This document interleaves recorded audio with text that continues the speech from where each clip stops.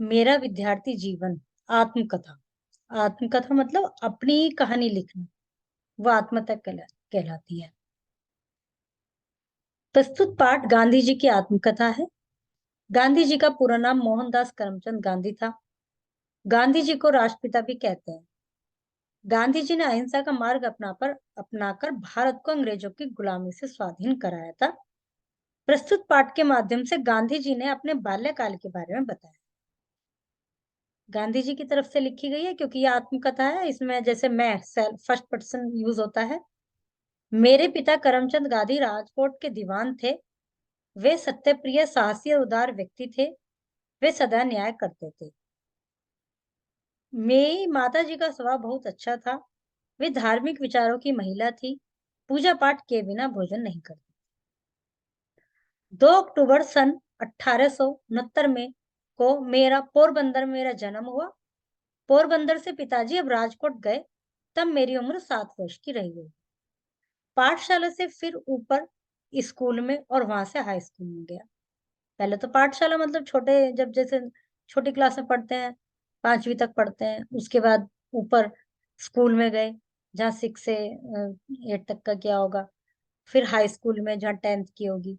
मुझे यह याद नहीं कि मैंने कभी भी किसी शिक्षक या किसी लड़के से झूठ बोला हो। वो सत्यवादी थे बहुत ज्यादा, वो झूठ नहीं बोलते थे। मैं बहुत संकोची था। एक बार पिताजी, संकोच मतलब बहुत शर्मीले से, एक बार पिताजी शौन पितृ भक्ति नामक पुस्तक खरीद कर लाए।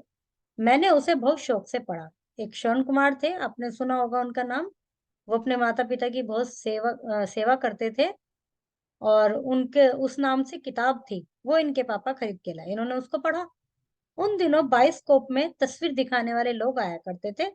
तभी मैंने अंधे माता पिता को बहगी पर बैठाकर ले जाते हुए शौन कुमार का चित्र देखा था। अब बाइस्कोप क्या होता है?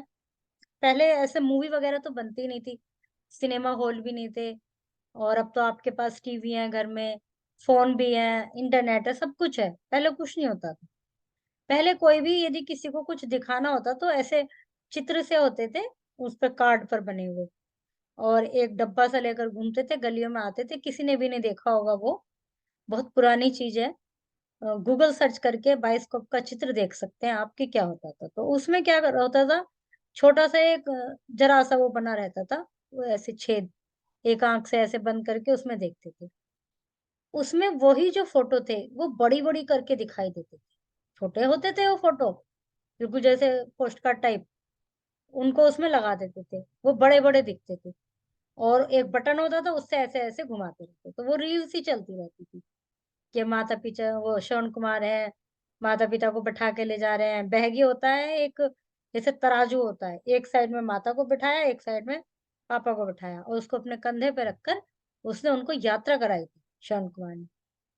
ये कहानी है उनके विषय में कि उनके माता पिता जो थे वो अंधे थे, वो चल नहीं सकते थे। मतलब चल तो सकते थे, पर जब उनको दिखेगा ही नहीं तो वो कैसे चलेंगे बेचारे। तो उसने क्या किया, बड़े बड़े टोकरे लिए और उनको, एक में पापा को बिठाया, को मम्मी को बिठाया, और एक रस्सी से एक डंडे पे बांध दिया, उसको अपने कंधे पे रख दिया।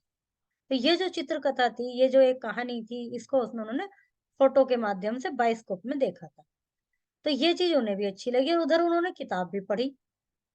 और इस बात से मेरे मन पर बहुत प्रभाव पड़ा। मैंने मन ही मन तय किया कि मैं भी श्रवण कुमार की तरह बनूंगा, मतलब मैं भी अच्छा बच्चा बनूंगा, अपने माता पिता की सेवा करूंगा। फिर मैंने सत्यवादी हरिश्चंद्र नाटक देखा। बार बार उसे देखने की इच्छा होती थी। हरिश्चंद्र के सपने आते, बार बार मेरे मन में बात उठती कि सभी सत्यवादी हरिश्चंद्र क्यों ना बने। यही बात मेरे मन में बैठ गई कि चाहे हरिश्चंद्र की भांति कष्ट उठाना पड़े, परंतु सत्य को कभी नहीं छोड़ना चाहिए। हरिश्चंद्र की कहानी क्या थी? हरिश्चंद्र एक राजा थे, वो बहुत सत्यवादी थे। और एक बार उनका सब कुछ शासन महल वगैरह सब नष्ट हो गया था, तो उन्हें उसमें जॉब करनी पड़ी जहां पर डेड बॉडी को लेकर जाते हैं। तो किसी कारण उनके बेटे को सांप ने काट लिया। हाँ, तो उनके बेटा ही आ गया वहां पर। उन्होंने इवन उससे भी पैसे मांगे, जबकि जो उनकी वाइफ थी जो उस बेटे को लेके आए थे, उसके पास पैसे नहीं थे। तो उन्होंने उसको भी ऐसे फ्री में नहीं चलने दिया। तो इस तरह से इतने सत्यवादी थे ये। उनके बारे में नाटक था सत्यवादी हरिश्चंद्र जी का। इसको आप सर्च करना, पढ़ना इसको क्या है ये। ओके। तो इसलिए इन्होंने भी, महात्मा गांधी जी भी निश्चय कर लिया कि भाई मैं भी ऐसे ही व्यक्ति बनूंगा, या तो मैं तो मतलब श्रवण कुमार, सत्यवादी हरिश्चंद्र, ऐसे लोगों की तरह ही बनूंगा।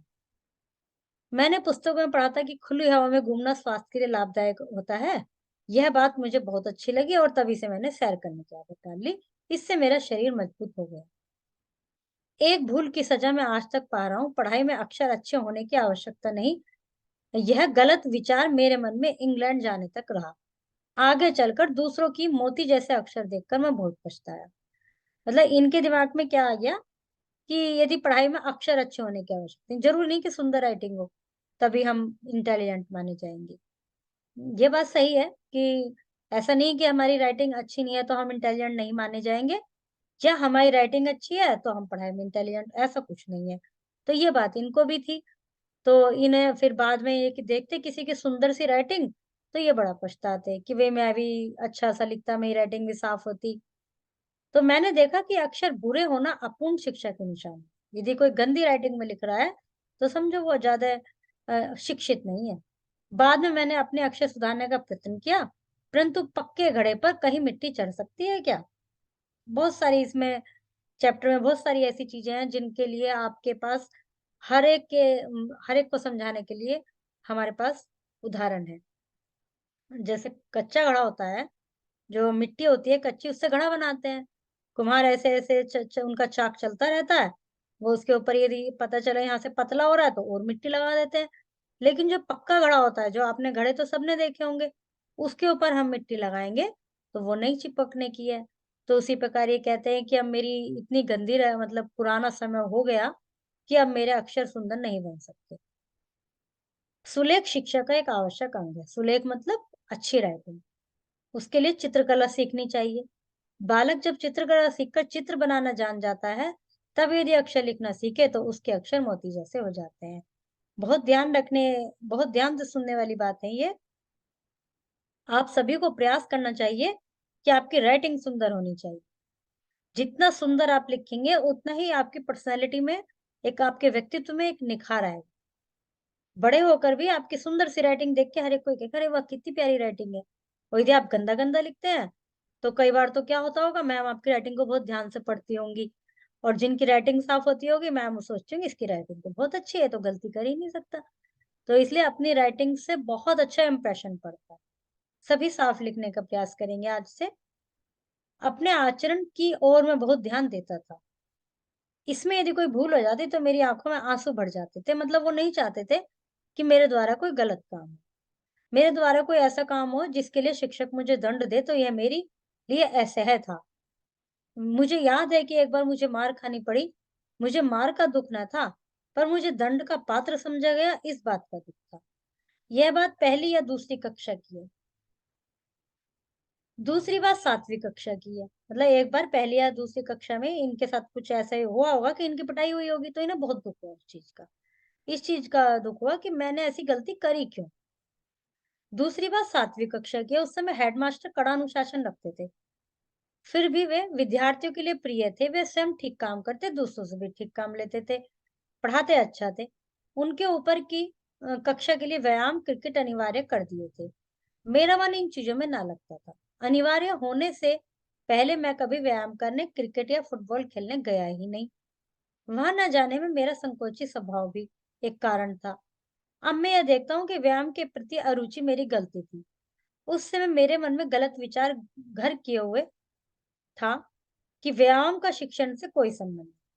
व्यायाम मतलब एक्सरसाइज, ये तो है कि वो नहीं है, लेकिन फिर भी अपने शरीर के लिए हमें व्यायाम करना चाहिए, एक्सरसाइज करनी चाहिए, और जितना हमारा शरीर स्वस्थ होगा उतना ही हमारा माइंड स्वस्थ होगा। यदि हम शरीर से कुछ प्रॉब्लम है, हम कमजोर से हैं, तो हमारा पढ़ाई में भी मन नहीं लगेगा। तो इसलिए व्यायाम का और शिक्षण का संबंध है, ऐसा नहीं है कि नहीं है। बाद में समझा कि पढ़ने के साथ साथ व्यायाम करना ही बहुत आवश्यक होता है। व्यायाम में अरुचि का दूसरा कारण था पिताजी की सेवा करने की तीव्र इच्छा। स्कूल बंद होते ही घर जाकर उनकी सेवा में लग जाता था। उनके दिमाग में रहता था कोई अपने पापा की हेल्प करूं, जाके अपने पापा की सेवा करूं, क्योंकि उन्होंने श्रवण कुमार से प्रेरित थे वो। तो इसलिए स्कूल के बाद वो बिल्कुल भी समय नहीं लगाते थे और सीधे घर आ गए। अब व्यायाम हो गया कंपलसरी। इनके जो हेडमास्टर थे उन्होंने कह दिया कि वे जरूरी करने आ सबको। व्यायाम अनिवार्य होने से इस सेवा में विघ्न पड़ने लगा। अब ये घर पे देर से पहुंचते। मैंने पिताजी की सेवा के लिए व्यायाम से छुटकारा पाने का प्रार्थना पत्र दे दिया, लेकिन हेडमास्टर कब छोड़ने वाले थे। इन्होंने एक एप्लीकेशन लिखी, उसमें लिख दिया वे मुझे घर जाकर अपने पापा के साथ काम करना है या पापा की सेवा करनी है, और मैं तो नहीं कर पाऊंगा व्यायाम। पर हेडमास्टर जी ने कह दिया नहीं, ऐसा कुछ नहीं है। एक शनिवार को स्कूल सवेरे का था, शाम को 4 बजे व्यायाम के लिए जाना था। मेरे पास घड़ी ना थी, आकाश में बादल थे, समय का पता नहीं चला। बादलों से धोखा खा गया। जब पहुंचा तो सब जा चुके थे। दूसरे दिन मुझसे कारण पूछा गया। मैंने जो बात थी बता दी। उन्होंने उसे नहीं माना और मुझे 1 या 2 आना ठीक याद नहीं कितना दंड देना पड़ा, मतलब पैसे देने पड़े। मैं झूठा बना। मुझे बहुत दुख हुआ। मैं झूठा नहीं हूं, यह कैसे सिद्ध करूं? कोई उपाय नहीं था। मैं मन मार कर रह गया। बाद में समझा कि सच बोलने वाले को असावधान नहीं रहना चाहिए। असावधान नहीं रहना चाहिए मतलब ढील नहीं छोड़नी चाहिए किसी भी में। शुद्ध लेखन शब्दार्थ। गांधी जी के पिता का स्वभाव कैसा था?